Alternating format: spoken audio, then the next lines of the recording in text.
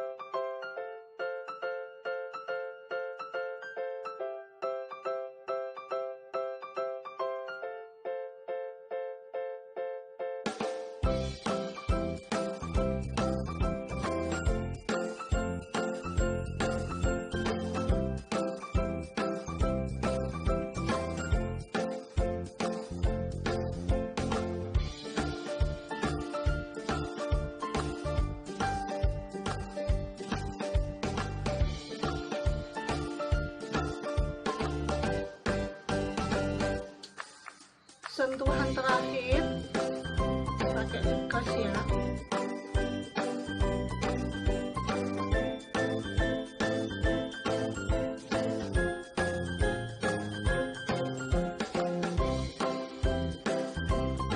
Mantap jiwa guys, ya guys ya. Dan kasih aksesoris ya guys ya, kasih aksesoris anting-anting, taruh di sini ya.